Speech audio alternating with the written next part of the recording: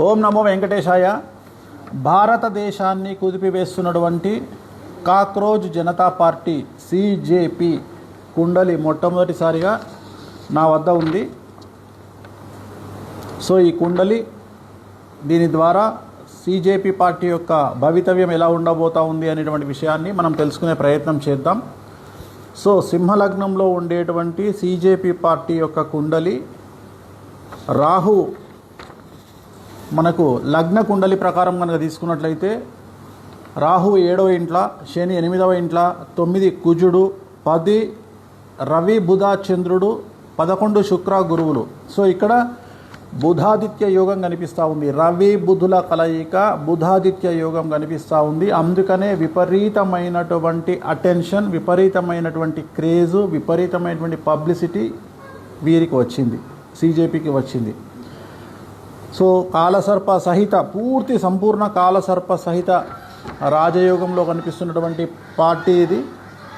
So 2026 అంటే ఈ సంవత్సరం అక్టోబర్ 31 వరకు దశాచిత్రం ప్రకారంగా వీళ్లకు విపరీతమైనటువంటి క్రేజ్ ఉండే అవకాశం ఉంది.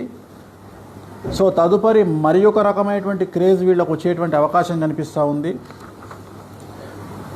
ఒకవేళ రాశి చక్రాన్ని కనుక పరిశీలించినట్లయితే ముఖ్యంగా రాశి చక్రంలో 10వ ఇంట్లో రాహువు అనేటువంటిది చాలా విపరీత రాజయోగాన్ని సూచిస్తూ ఉన్నాడు.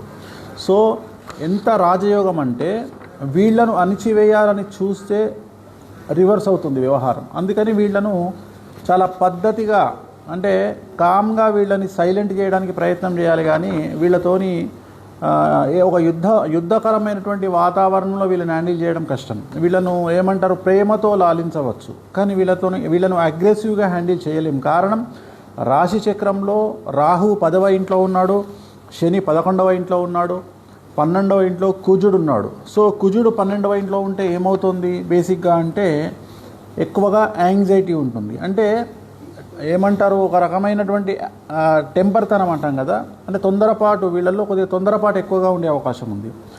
సో జాతకరీత్యా కనుక తీసుకున్నట్లయితే ఇప్పుడు వీళ్ళు చేసేటువంటి డిమాండు ధర్మేంద్ర ప్రధాన్ మినిస్టర్ రాజీనామా చేయాలి. 100కి 100% ధర్మేంద్ర ప్రధాన్ రాజీనామా చేసే అవకాశం ఉంది. నేను ఈ వీడియో పెట్టే సమయానికి ఇంకా కన్ఫామ్ కాలేదు, కేంద్రం ఒప్పుకోలేదు. కానీ నేను చెప్తా ఉన్నా ధర్మేంద్ర ప్రధాన్ రాజీనామా చేసే అవకాశం 100కి 100% ఉంది. కాకపోతే అది ఈ విషయంలో చేస్తారా అంటే నీటు పేపర్ విషయంలో చేస్తారా లేకపోతే వేరే విషయంలో చేయిస్తారా నాకు తెలియదు. కానీ ధర్మేంద్ర ప్రధాన్ గారు ఖచ్చితంగా మినిస్టర్ రాజీనామా చేస్తారు. అలాగే సిజేపీ పార్టీకి సంబంధించిన ముఖ్యులు ఒక ముగ్గురు తర్వాత సమయంలో కాలంలో జైలుకు వెళ్ళేటువంటి అవకాశాలు కనిపిస్తూ ఉన్నాయి. అలాగే ఈ పార్టీని కనుక తీసుకున్నట్లయితే ఈ సిజేపీ అనేటువంటి వ్యవస్థకు సంబంధించి ధర్మానికి, హిందూ ధర్మానికి, హిందూ శాస్త్రానికి కొద్దిగా వ్యతిరేకమైనటువంటి దిశలో వీళ్ళు వెళ్ళేటువంటి అవకాశం ఉంది. అంటే వీళ్ళు ధర్మము అనేటువంటి మాట పట్టించుకోకుండా కొద్దిగా డిఫరెంట్ స్టైల్లో వెళ్ళే అవకాశం ఉంది.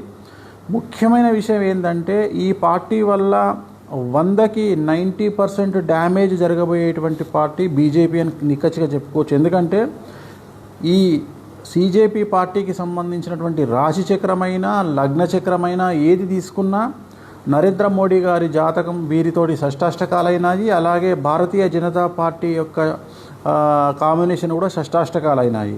సో దీనివల్ల చాలా ఎక్కువగా బీజేపీ పార్టీకి మాత్రమే సమస్యలు వచ్చేటువంటి అవకాశం ఉంది. సో ఖచ్చితంగా రాబోయే కాలంలో భారతదేశములో ఎవరు ఊహించినటువంటి స్థితికి ఒక పార్టీని గద్దెను ఎక్కించాలన్నా, కేంద్రంలో ఒక పార్టీని గద్దె దించాలన్నా ఖచ్చితంగా సిజేపీ పార్టీ 100కి 60% ఇన్ఫ్లుయెన్స్ చేయబోతుంది అని చెప్పడంలో ఎటువంటి అనుమానము లేదు. ఓం నమో వెంకటేశాయ.